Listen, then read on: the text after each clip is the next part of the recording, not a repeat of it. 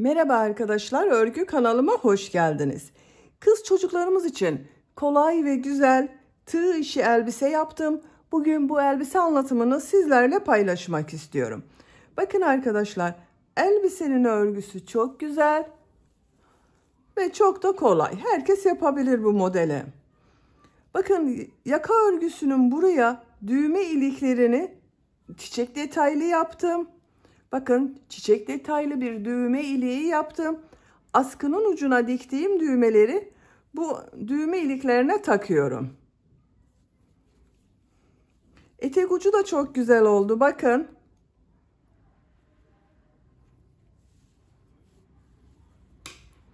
Askılı yaptım bu elbiseyi. Bebeğe giydirip çıkarması kolay. Elbise örgüsüne yapacak olduğunuz çocuğun bel örgüsüne göre zincir yaparak başlıyoruz. Ben bugün bu elbise anlatımını 1-2 yaş arası çocuk ölçüsüne göre yapıyorum. Siz bu elbiseyi yeni doğan bebek için yapabilirsiniz. Daha büyük 3-4 yaşındaki çocuklarınız için yapabilirsiniz. Her yaş için uygun bir model. Tek yapmanız gereken bu bel zincir sayısını yapacak olduğunuz çocuğun beline ölçerek başlarsanız çok daha güzel olur arkadaşlar. Yeni doğan için yapmak istiyorsanız bu zincir sayısını benim yaptığımdan 8-10 zincir eksik yaparsanız yeni doğan bebek için olur. 8-10 zincirde fazla başlarsanız 2-3 yaş arası çocuklarınız için olur. Bu şekilde daha büyük çocukların beline ölçerek yapabilirsiniz. Dediğim gibi bakın modeli çok kolay. Bu bel örgüsünü yapıyoruz. Sonra bu etek bölümünü yapıyoruz. Uç bölümde de bakın çok güzel çiçek detayları çalıştım. Bu elbise örgüsünde iplik olarak sarı renkli iplik kullanmayı tercih ettim. Bakın bu ipliği kullandım. Kullandığım iplik üzerinde 100 gram iplikte 330 metre var. 1,5 adet iplik kullandım arkadaşlar. Sarı renkli iplik 1,5 adet iplik kullandım. Bakın bu etek ucunda koyu sarı renk iplik kullandım. Beyaz renkli iplik kullandım bu tomurcuk yapımında. Tığ olarak 5 numara 3 milimetre tığ kullandım. Benim elim sıkı değil. Yaptığım örgüler yumuşak oluyor. Bakın yumuşak örgüler yapıyorum. Sizin eliniz sıkıysa 3,5-4 milimetre tığlarla yaparsanız çok daha güzel olur arkadaşlar. Tığ işi örgülerde eliniz sıkı olduğu zaman yaptığınız örgü hem daha sert olur. Ölçü olarak da benim yaptığım ölçüden daha küçük olur. Çiçek detaylı bakın düğme iliğinin nasıl yapıldığını videonun sonunda gösteriyorum. Oraya bakarak yapabilirsiniz. Bu çiçeği yapmadan sadece düğme iliği olarak da kullanabilirsiniz. Düğme olarak 2 tane düğme kullandım. Siz tercihinize göre istediğiniz gibi düğme yapabilirsiniz. Beyaz renkli düğme de kullanabilirsiniz. Buna takım yapmak isterseniz bakın çok güzel papatya detaylı bir çanta yaptım. Kız çocuklarının seveceği tarzda bir çanta arkadaşlar. Bu çanta ile birlikte güzel bir takım yapabilirsiniz. Bu çanta anlatımını yaptım. YouTube kanalıma yükledim. Bu çantadan yapmak isteyen arkadaşlar için çantanın olduğu YouTube linkini izlediğiniz bu videonun açıklama bölümüne ekliyorum. Siz o link üzerine tıklarsanız bunun gibi güzel bir çanta yaparak takım yapabilirsiniz. Bakın çok güzel görünüyor. Sarı elbisemiz ile de set oldu. Elbisenin ölçülerini videonun sonunda ölçüyorum. Oraya bakabilirsiniz. İplik tığ hazırlayalım. Hep birlikte bu kolay ve güzel tığ işi elbise örgüsüne başlayalım. Örgü kanalıma abone değilseniz abone olmayı unutmayın lütfen. Kolay gelsin. İyi çalışmalar.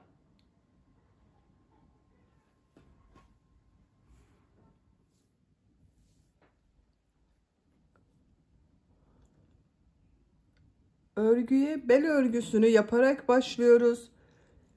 İlk önce zincir yapıyoruz bakın. İlk ilmeği yaptım. Zincirleri yapmaya başlıyorum. Çok sıkı zincirler yapmıyorum. Yapacak olduğunuz çocuğun bel ölçüsüne göre istediğiniz kadar zincir yapabilirsiniz. Ben 99 zincir yapıyorum. 99 zincir yaptım. Bakın çok sıkı zincirler yapmadım. Bu 99 zincirin kaç santimetre olduğunu ölçüyorum.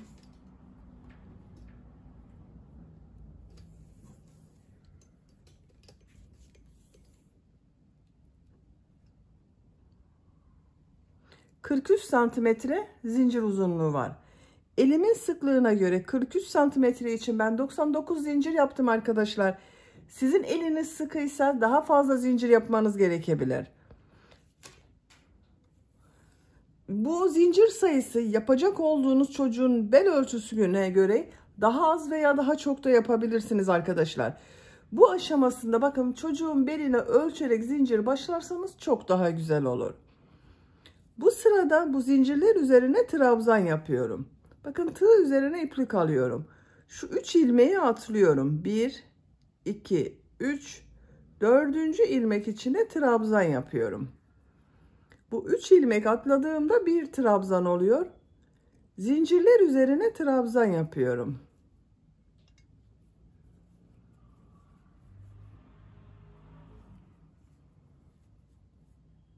Sıra sonuna kadar devam edelim. Sıra sonuna kadar bakın zincirler üzerine trabzan yaptım. Bu bir sıra üzerine 96 trabzan var arkadaşlar. Bu 3 ilmek atladığımla birlikte toplam 96 trabzan var. Bakın şu şekilde çocuğun bel ölçüsüne göre trabzan yaptık arkadaşlar.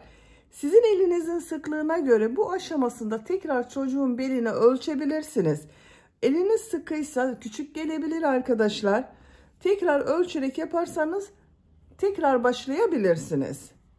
Şimdi bu trabzan sırasını birleştiriyorum. Bakın şu şekilde düzgün yapıyorum.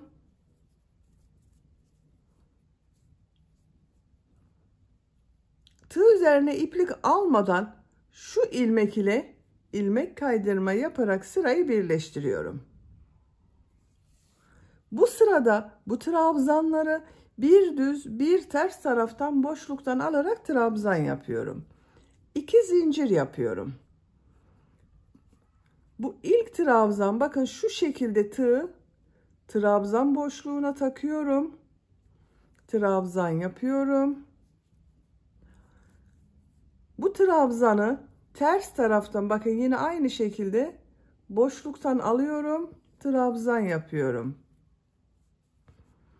Düz taraftan boşluktan alıp trabzan yapıyorum.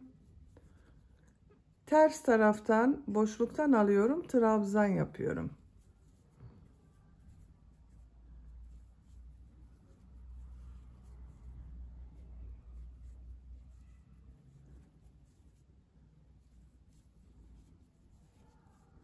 Bu şekilde bir görüntü elde ediyoruz. Sıra sonuna kadar devam edelim. Sıra sonuna kadar tamamladım. Son trabzan düz taraftan boşluktan aldım, trabzan yaptım. Sıra başında bakın düz başladım. Sıra sonunda düz yaptım arkadaşlar. Şu ilk ilmek ile ilmek kaydırma yaparak birleştiriyorum. Sıra başında yaptığım 2 zincir ters tarafta görünen trabzan oldu. Bu sırada bu bir düz bir ters örgülerin denk gelmesi için bu ilk sırada yaptığımız trabzan sayısının çift sayı olması gerekiyor. Benim 96 trabzan var. Bakın çift sayı olduğu için denk geldi. Sizin de 90, 92, 94, 96, 98, 100 bu şekilde çift sayı olması gerekiyor. Bu ilk sıradaki trabzan tek sayı olursa bu sırada bu bir düz bir ters örgüler denk gelmiyor. Üçüncü sıraya geçmeden önce bakın bu ilk sırayı birleştiriyorum. İplik ucunu şu ilmek ile ilmek kaydırma yapıyorum. İlmeği içinden çekiyorum. Bakın ilk sırayı birleştirdim. Üçüncü sıradayım. 2 zincir yapıyorum. Bu sırada yaptığım bu trabzanları nasıl görüyorsam o şekilde boşluktan alıp trabzan yapıyorum. Düz tarafta görüyorum. Düz taraftan boşluktan alıp trabzan yapıyorum. Ters tarafta görüyorum. Ters taraftan boşluktan alıp trabzan yapıyorum.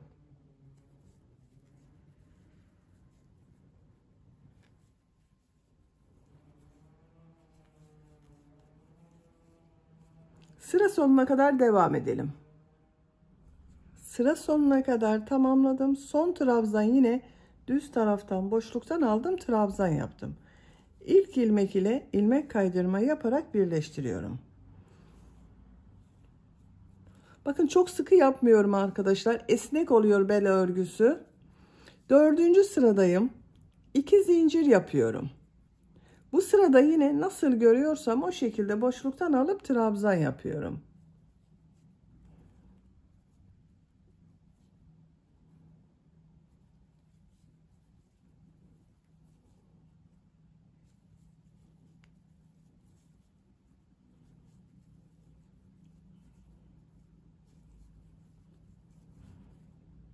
Sıra sonuna kadar devam edelim. Sıra sonuna kadar tamamladım. İlmek kaydırma yaparak sırayı bitirdim. 4 sıra yaptım. Ben bel örgüsünü burada bitiriyorum arkadaşlar. Genişliğini ölçüyorum. 3 santimetre genişlik var. Benim yapacağım ölçü için yeterli. Siz bunu yeni doğan bebek için yapıyorsanız 3. sırada bitirebilirsiniz. Bir sıra eksik yapabilirsiniz. Veya tercihinize ve yapacak olduğunuz çocuğun büyüklüğüne göre 1-2 sıra daha devam edebilirsiniz. Ben 4 sırada bitiriyorum. Bakın esnek oldu zaten bel örgüsü. Bu sıradan itibaren modelleri yapmaya başlıyoruz. İlk sırada V şekilleri yapıyorum. Bakın ilmek kaydırma yaparak birleştirdim. 4 zincir yapıyorum. Tığ üzerine iplik alıyorum. Buraya bir trabzan yapıyorum. İlk V şeklini yaptım bakın. Bir ilmek atlıyorum. Bir trabzan, 2 zincir, bir trabzan yapıyorum. Bakın aynı ilmek içine. V şekli oluşuyor. Bir ilmek atlıyorum. Bir trabzan, 2 zincir, bir trabzan yapıyorum.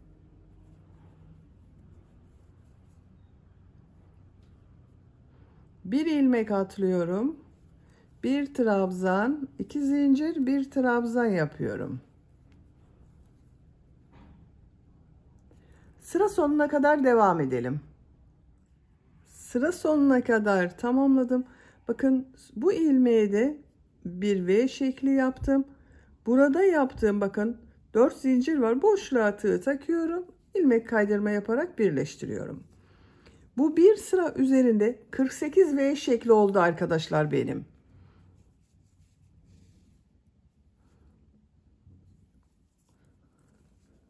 Yine V şekli yapmak için 4 zincir yapıyorum. Buraya bir trabzan yapıyorum. Bakın V şeklinin içine V şekli yaptım. Tığ üzerine iplik alıyorum. Bu V şekli içine 2 trabzan, 2 zincir, 2 trabzan yapıyorum.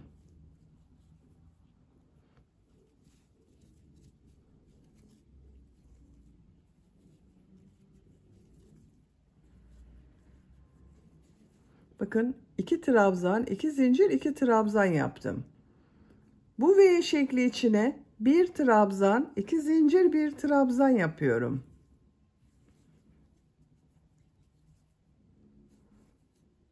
Bu V şekli içine 2 trabzan, 2 zincir, 2 trabzan yapıyorum.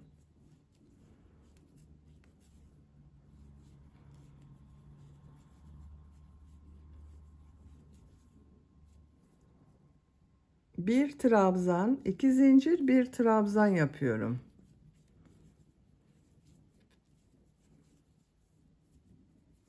Bakın bir V şekli içine bir trabzan, 2 zincir, bir trabzan yapıyoruz. Diğer V şekli içine 2 trabzan, 2 zincir, 2 trabzan yapıyoruz. Sıra sonuna kadar devam edelim. Sıra sonuna kadar tamamladım. Son V şekli içine 2 trabzan, 2 zincir, 2 trabzan yaptım. İlmek kaydırma yaparak sırayı birleştiriyorum. Bakın arkadaşlar, görüntüsü bu şekilde oldu. 4 zincir yapıyorum. Bir trabzan yapıyorum. Bu bakın 2 trabzan, 2 zincir, 2 trabzan yaptım. 2 zincir üzerine 2 trabzan, 2 zincir, 2 trabzan yapıyorum.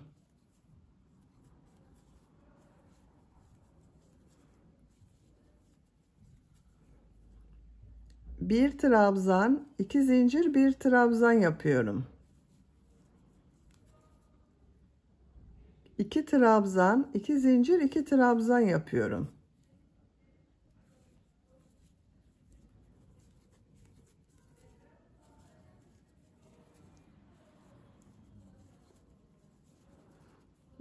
Bu 2 trabzan, 2 zincir, 2 trabzan yapıyoruz. 1 trabzan, 2 zincir, 1 trabzan yapıyoruz. Sıra sonuna kadar devam edelim. Sıra sonuna kadar tamamladım. İlmek kaydırma yaparak sırayı birleştiriyorum. 4 zincir yapıyorum. 1 trabzan yapıyorum. 2 trabzan, 2 zincir, 2 trabzan yapıyorum.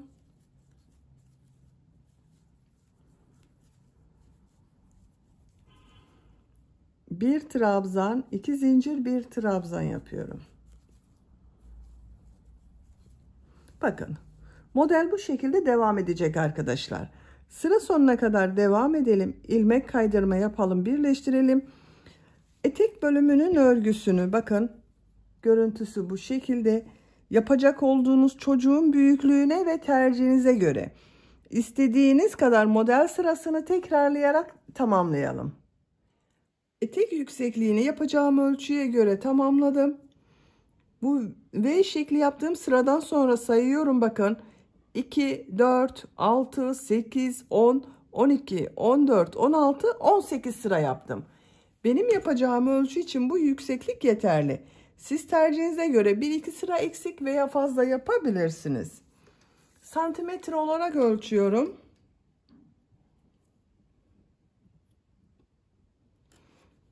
...23 santimetre yükseklik var. Dediğim gibi siz 1-2 sıra fazla yapabilirsiniz. Burada bitirmiyorum. Uç bölüme devam edeceğiz. Bakın, ilmek kaydırma yaparak sırayı birleştirdim. Sarı renkli ipliği kestim. Yeşil renkli iplik ile uç bölümü yapıyorum.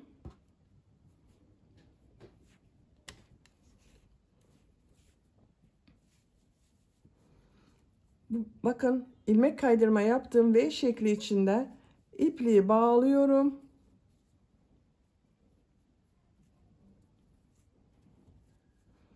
Buradan ilmek yapıyorum. 4 zincir yapıyorum. Trabzan yapıyorum. Bakın, V şekli yaptım. Bu model ortasına bakın. 2 trabzan, 2 zincir, 2 trabzan yapıyorum. Yeşil renkli iplik ile aynı modeli devam ediyoruz. V şekli içine 1 trabzan, 2 zincir, 1 trabzan yapıyorum. Sıra sonuna kadar devam edelim. Sıra sonuna kadar tamamladım. İlmek kaydırma yaparak sırayı birleştiriyorum. Yeşil renkli ipliği kesiyorum. Bakın, aynı modeli bir sırada yeşil renkli iplik ile yaptım. Bu sırada bu yaptığımız model ortalarına bakın, buralara tomurcuk modeli yapacağız.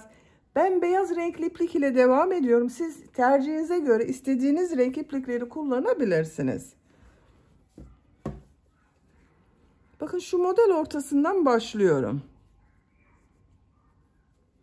İpliği bağlıyorum. Buradan ilmek yapıyorum. 3 zincir yapıyorum. Tığ üzerine iplik alıyorum. Buraya 5 trabzan yapıyorum.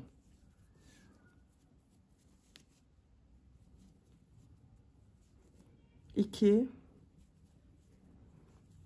3, 4,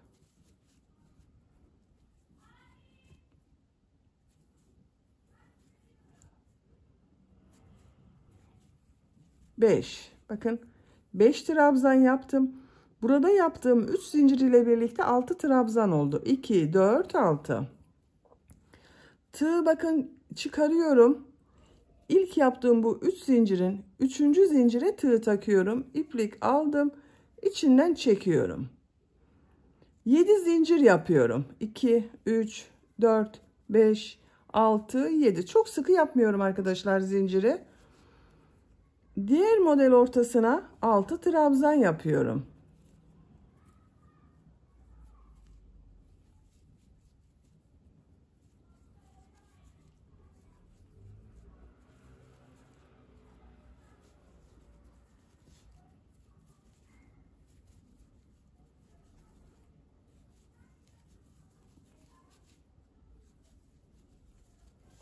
Altı trabzan yaptım. Tığ çıkarıyorum. İlk yaptığım, bakın, trabzan üzerinde bir ilmek var. Buna tığ takıyorum. Şu ilmeği içinden çekiyorum. Bakın ikinci tomurcuğu da buraya yaptık. 7 zincir yapıyorum. Tığ üzerine iplik alıyorum. Diğer model ortasına 6 trabzan yapıyorum.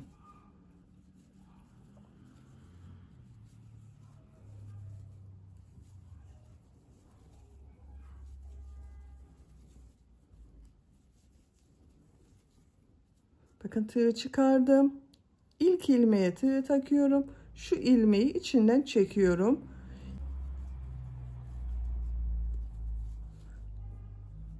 Yine 6 trabzan yapıyorum. Bakın arkadaşlar, bu tomurcuklar çektirmeyecek. Ben 7 trabzan yaptım. Güzel denk geldi. Sizin eliniz sıkıysa bunu 8 veya 9 zincir de yapabilirsiniz. Şu şekilde düzgün görünmesi gerekiyor. Sıra sonuna kadar devam edelim. Sıra sonuna kadar tomurcuk modelini yaptım. Bakın bu tomurcuk modelini yaptım. Sıra sonunda yine 7 zincir yapıyorum. Tomurcuğun üzerinde bulunan, bakın, şu ilmek ile ilmek kaydırma yaparak sırayı birleştiriyorum. İpliği kesiyorum.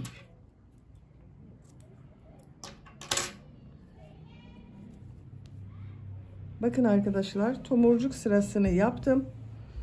Bakın dediğim gibi aradaki zincirleri 7 zincir yaptım. Benim etek ucu çektirmedi. Sizin çektirdiyse bu zincir sayısını daha fazla başlamanız gerekiyordur.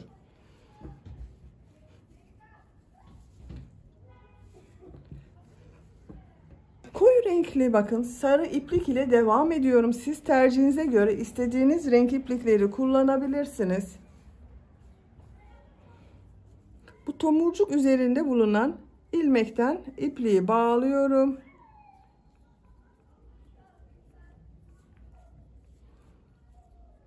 Buradan ilmek yapıyorum.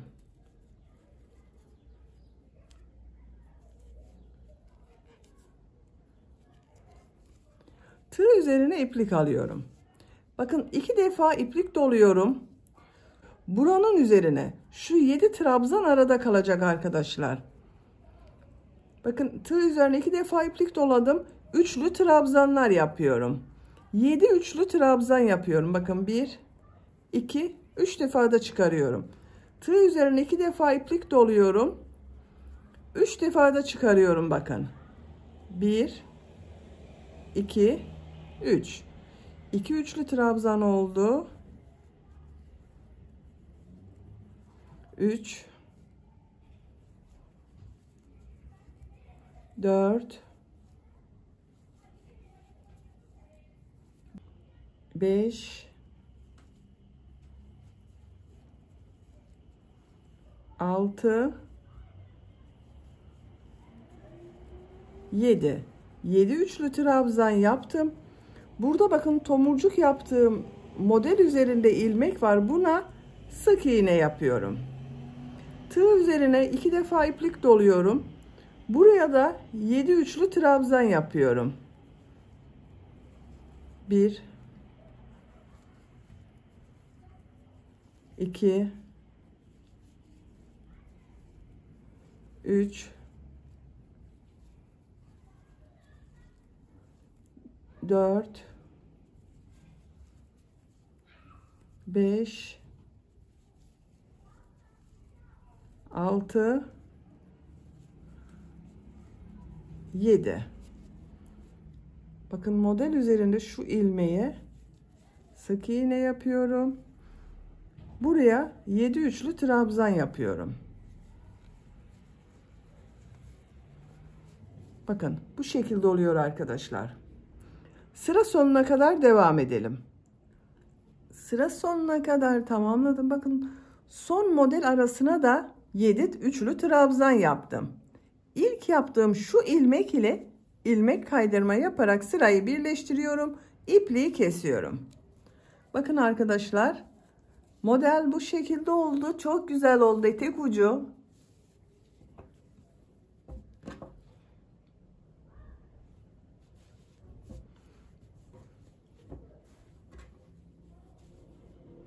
Etek bölümünü bitirdik. Şimdi elbisenin yaka bölümünü yapacağız. Yaka bölümünü yapmak için orta noktayı buluyorum. Bakın şu şekilde birleştirme yaptığım şu trabzan sırası var. Bunu şu şekilde katlıyorum. Şu orta noktaya bir işaret yapıyorum. Bakın ön ortası arkadaşlar.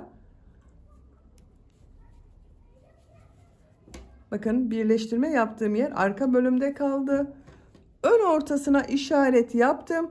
Burada sayıyorum. 2, 4, 6, 8, 10, 12, 13, 14. trabzana işaret yapıyorum. Bu işaretten diğer tarafa da sayıyorum. Bakın orta noktayı mavi renkli işaret yaptım. 2, 4, 6, 8, 10, 12, 13, 14.'ye işaret yapıyorum. Ön bölümde arkadaşlar bakın bu işaret yaptığım trabzandan önce 7 trabzanı, bu işaret yaptığım trabzandan sonra da 7 trabzanı kenar örgüsü yapacağız. Ortada düz trabzanlar yapacağız. Bakın buradan başlıyorum. 1, 2, 3, 4, 5, 6, 7. trabzana iplik bağlıyorum. Buradan bir ilmek yapıyorum. 3 zincir yapıyorum. Nasıl görüyorsam o şekilde boşluktan alıp trabzan yapıyorum. Bakın ters tarafta görünüyor. Boşluktan alıp trabzan yapıyorum. Düz tarafta görünüyor. Boşluktan alıp trabzan yapıyorum.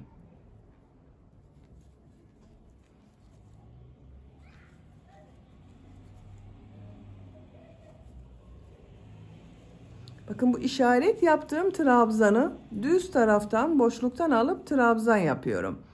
1, bakın sıra başında yaptığım üst zincirde bir trabzan, 1, 2, 3, 4, 5, 6, 7.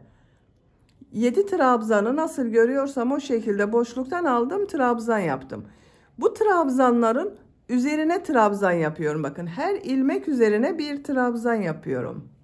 Düz trabzan yapıyoruz.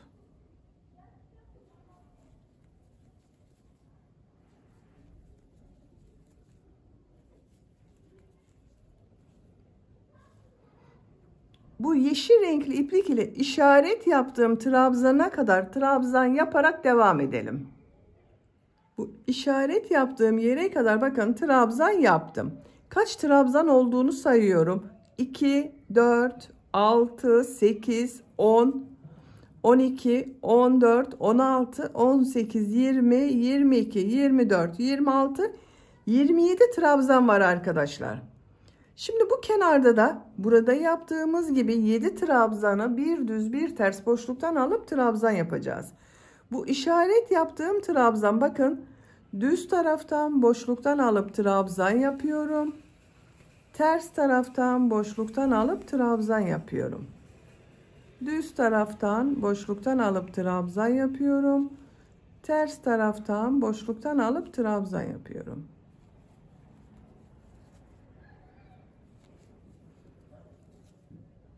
Bakın son trabzanı düz taraftan boşluktan aldım, trabzan yaptım. 1, 2, 3, 4, 5, 6, 7 trabzan oldu. Sıra başında da 7 trabzanı bir düz bir ters boşluktan aldım, trabzan yaptım. Burada da aynı oldu bakın. 3 zincir yapıyorum. Örgüyü çeviriyorum. İlk 7 trabzanı nasıl görüyorsam o şekilde boşluktan alıp trabzan yapıyorum.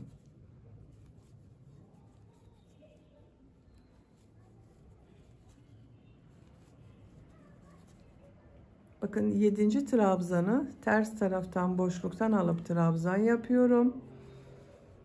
Bu ortada bulunan trabzanların üzerine trabzan yapıyorum. Her ilmek üzerine bir trabzan yapıyorum.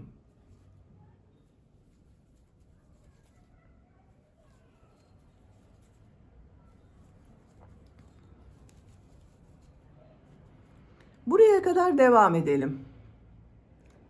Sıra sonunda bakın 7 trabzan kalasıya kadar trabzan yaptım. Bu 7 trabzanı nasıl görüyorsam o şekilde boşluktan alıp trabzan yapıyorum.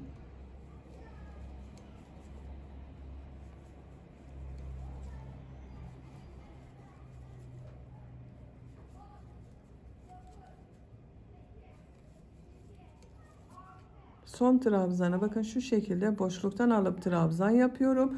3 zincir yapıyorum. Örgüyü çeviriyorum. Bu sırada bir kenarda bulunan bakın 7 trabzanı nasıl görüyorsam o şekilde boşluktan alıp trabzan yapıyorum. Diğer trabzanlar üzerine trabzan yapıyorum.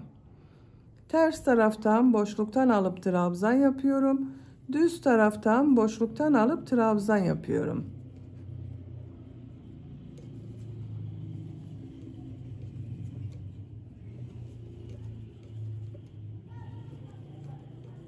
Bakın 7 trabzanı nasıl görüyorsam o şekilde boşluktan alıp trabzan yaptım. Trabzanların üzerine trabzan yapıyorum. Bakın arkadaşlar, görüntüsü bu şekilde oldu. 3. sıra yapıyoruz yaka örgüsünde. Buraya kadar devam edelim. Sıra sonunda 7 trabzanı nasıl görüyorsanız o şekilde boşluktan alıp trabzan yapıyoruz. Üst zincir yapıp geriye dönüyoruz. Kenarlarda 7 trabzanı bir düz bir ters boşluktan alıp trabzan yapıyoruz. Ortada bulunan trabzanları trabzan yaparak yakanın örgüsünü yapacak olduğunuz çocuğun büyüklüğüne göre tamamlayalım. Yaka örgüsünü yapacağım ölçüye göre tamamladım. 1, 2, 3, 4, 5, 6, 7, 8, 9, 10, 11, 12, 13 sıra trabzan sırası yaptım. Bakın iki kenarda bir düz bir ters boşluktan aldım trabzan yaptım. 7 trabzanı bu kenarda, 7 trabzanı bu kenarda bir düz bir ters boşluktan alarak trabzan yaptık. Santimetre olarak ölçüyorum.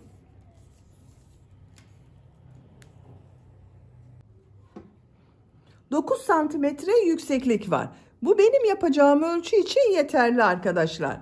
Siz daha büyük çocuk için yapıyorsanız 1 veya 2 sıra devam edebilirsiniz. Daha küçük çocuk için yapıyorsanız bunu 1-2 sıra eksik yapabilirsiniz. Yeni doğan bebek için yapıyorsanız 3 sıra eksik yapmanız yeterli olacaktır. Şimdi yaka bölümünün son sıralarını yapacağız. Burada da bu kenarda yaptığımız gibi bir düz bir ters boşluktan alarak trabzan yapacağız. Bu şimdiki sırada düğme iliği de yapacağız arkadaşlar. 3 zincir yapıyorum. Örgüyü çeviriyorum. Bakın düz taraftan boşluktan alıp trabzan yapıyorum. Ters taraftan boşluktan alıp trabzan yapıyorum. Bakın 1, 2, 3 trabzan oldu. Bir zincir yapıyorum. Tığ üzerine iplik alıyorum. Bu bir trabzanı atlıyorum. Diğer trabzan ters tarafta görüyorum. Boşluktan alıp trabzan yapıyorum. Bakın ilk düğme iliğini buraya yaptık. Ters taraftan boşluktan alıp trabzan yapıyorum. Bakın trabzan sırasına geldim. Burada da devam ediyorum arkadaşlar. Bir düz bir ters örgüye. Bakın en son bu sırada ters tarafta görünen trabzan oldu bu. Şimdi bakın düz taraftan boşluktan alıp trabzan yapıyorum. Sırayı hiç bozmuyorum. Bir düz bir ters boşluktan alarak trabzan yapıyoruz. Buraya kadar devam edelim. Bu kenar örgüsüne kadar trabzanları bir düz bir ters boşluktan aldım, trabzan yaptım. En son trabzan, bakın düz taraftan boşluktan aldığım trabzan yaptım. Şu trabzanları da nasıl görüyorsak o şekilde boşluktan alarak trabzan yapıyoruz. Bakın ters taraftan boşluktan alıp trabzan yapıyorum. Düz taraftan boşluktan alıp trabzan yapıyorum. Bakın buraya düğme iliği yapacağız arkadaşlar. Bu sıra başında bakın 1, 2, 3 trabzan yaptım. 4. trabzan üzerine düğme iliği yaptım. Burada da sıra sonunda bakın 1, 2, 3 trabzan. Bu 4. trabzanı atlayacağız. Düğme iliği için bir zincir yapıyorum. Çok sıkı yapmadım zincirim. Bu bir trabzan atlıyorum. Ters taraftan boşluktan alıp trabzan yapıyorum. Düz taraftan boşluktan alıp trabzan yapıyorum. 3 zincir yapıyorum. Örgüyü çeviriyorum. Bakın bir düğme iliği buraya yaptık. Bir düğme iliği buraya yaptık. Bu sırada trabzanları nasıl görüyorsam o şekilde boşluktan alıp trabzan yapıyorum. Bakın düğme iliği için yaptığım bu bir zincir üzerine bir trabzan yapıyorum. Nasıl görüyorsam o şekilde boşluktan alıp trabzan yapıyorum. Diğer düğme iliği yaptığımız buraya kadar devam edelim. Düğme iliği yaptığım yere kadar tamamladım. Bu düğme iliğinin üzerine bir trabzan yapıyorum. Nasıl görüyorsam o şekilde boşluktan alıp devam ediyorum.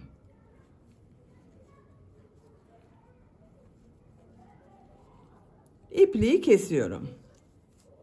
Bakın arkadaşlar, bir düğme iliği buraya yaptım, bir düğme iliği buraya yaptım. Çok güzel oldu. Yaka bölümünün örgüsünü bitirdim. Şimdi askı yapalım. Arka bölümden askılar yapacağız. Askı ucuna düğme dikerek bu düğme ilikleriyle birleştireceğiz. Askı örgüsü yapmak için bakın şu şekilde orta noktayı buluyorum. Bakın birleştiriyorum. Şurası orta nokta. Buraya işaret yapıyorum.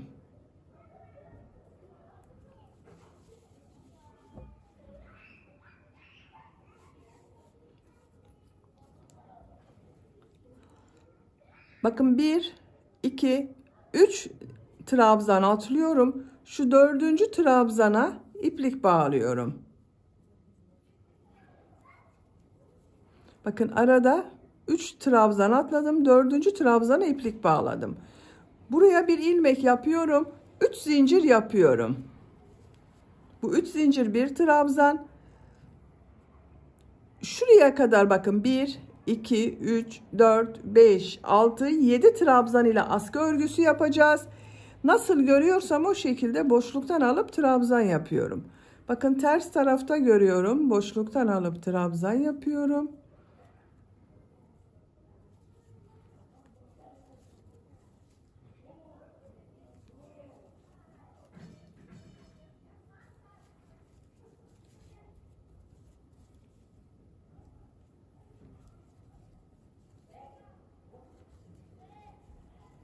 Bakın 1, 2, 3, 4, 5, 6, 7 trabzan oldu. 1, 2, 3, 4 düz taraftan boşluktan alarak yaptığım trabzan var.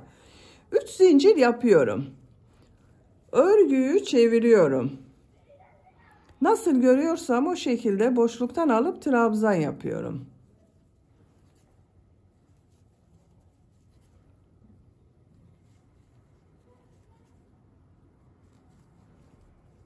Bakın sıra sonunda şu şekilde boşluktan alıyorum, trabzan yapıyorum. 3 zincir yapıyorum. Örgüyü çeviriyorum. Nasıl görüyorsam o şekilde boşluktan alarak trabzan yapıyorum.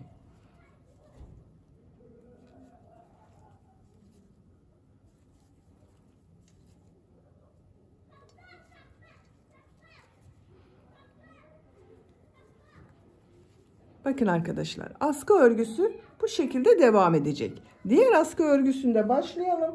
2 askı örgüsünü birlikte yaparız. İpliğin diğer ucunu bakın çıkardım. Bu işaret yaptığım trabzandan sonra 1, 2, 3 ilmek sayıyorum. Bakın bu askının başlangıcı olacak. Bunu 7 trabzan yaptım. Buna da 7 trabzan sayıyorum. 2, 4, 6, 7. İpliği bağlıyorum. Bu 7 trabzan askı yapacağız arkadaşlar. Buradan ilmek yapıyorum. 3 zincir yapıyorum. Nasıl görüyorsam o şekilde boşluktan alıp trabzan yapıyorum.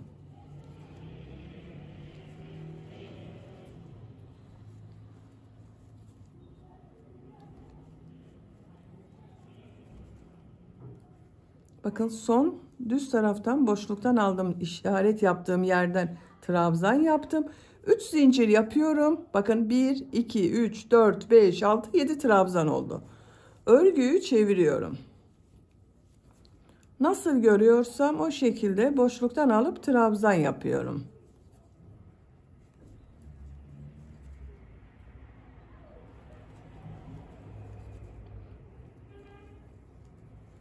Üç zincir yapıyorum. Örgüyü çeviriyorum.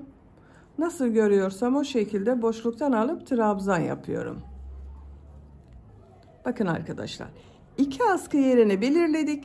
Bu 2 askının örgüsünü yapacak olduğunuz çocuğun büyüklüğüne göre istediğiniz kadar sıra sayısını tekrarlayarak tamamlayalım.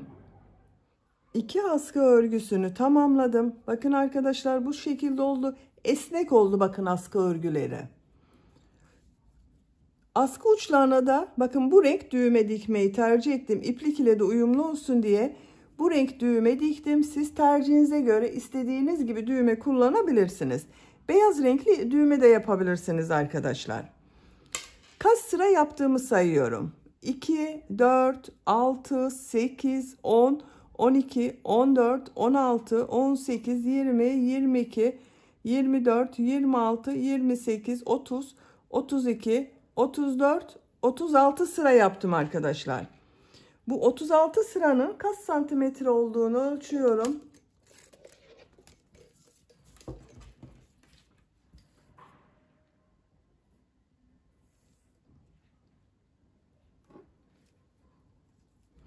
...28 santimetre askı uzunluğu yaptım. Siz tercihinize göre bunu istediğiniz kadar uzun veya kısa yapabilirsiniz. Bakın. Burada yaptığımız düğme iliklerine şu şekilde takabilirsiniz. Düğmeyi diktim. Bakın düğmeyi düğme iliğine takıyorum. Veya çapraz da takabilirsiniz şu şekilde. Bu yüksekliği tercihinize ve bebeğinizin boyuna göre istediğiniz gibi uzun yapabilirsiniz arkadaşlar, askı uzunluğunu. Bakın bu düğme iliğini ben bu şekilde çiçek görüntüsü yaptım. Beyaz renkli iplik ile. Bunun gibi yapmak isterseniz sizinle birlikte yapalım. Bakın bu şekilde de kullanabilirsiniz. Herhangi bir çiçek yapmadan düz olarak da kullanabilirsiniz. Bakın bu şekilde. Şu çiçek örgüsünde yapalım. Bu etek ucuyla da uyumlu olsun diye ben çiçek yapmayı tercih ettim. Bakın düğme iliği yaptığım şu ilmekten, herhangi bir ilmekten başlayabilirsiniz. Hiçbir sorun olmaz. İpliği bağlıyorum.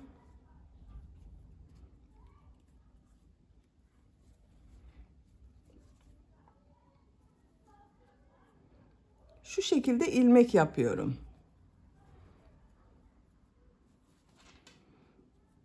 3 zincir yapıyorum. Aynı ilmek içine trabzan yapıyorum. 3 trabzan yapıyorum. Bakın 3 trabzan yaptım. 3 zincir yapıyorum. Aynı ilmek içine ilmek kaydırma yapıyorum.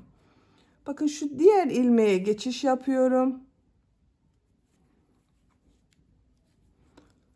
3 zincir yapıyorum. Aynı ilmeğe 3 trabzan yapıyorum.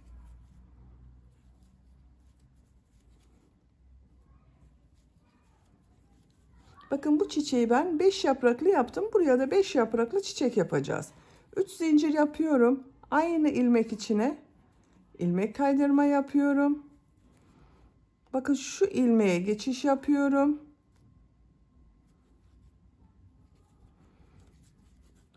3 zincir yapıyorum. 3 trabzan yapıyorum.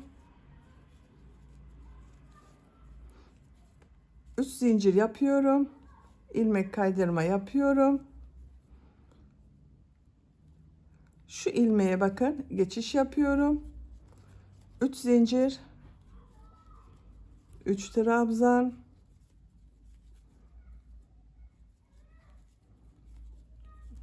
3 zincir, ilmek kaydırma yapıyorum.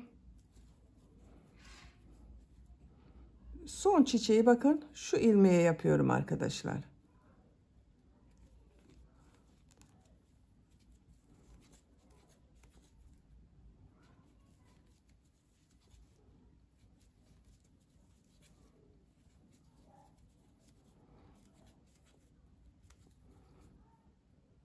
İlmek kaydırma yapıyorum. İlk başladığım ilmeğe ilmek kaydırma yapıyorum. İpliği kesiyorum.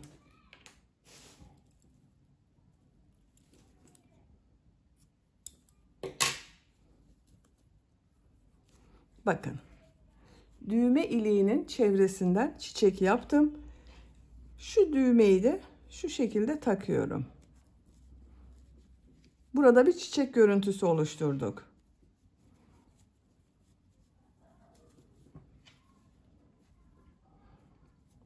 Siz de diğer düğme iliğini aynı şekilde yapabilirsiniz. Dediğim gibi bu çiçeği yapmadan da kullanabilirsiniz arkadaşlar. Bakın düğmenin olduğu yerde de birer tane çiçek oluştu. Böylece elbise örgüsünü bitirdim. Bakın çok güzel oldu. Arka görüntüsü bu şekilde.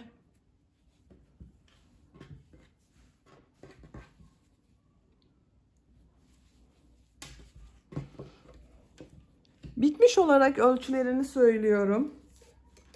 Gövde genişliğini ölçüyorum. Bakın buradan bel genişliğini ölçüyorum.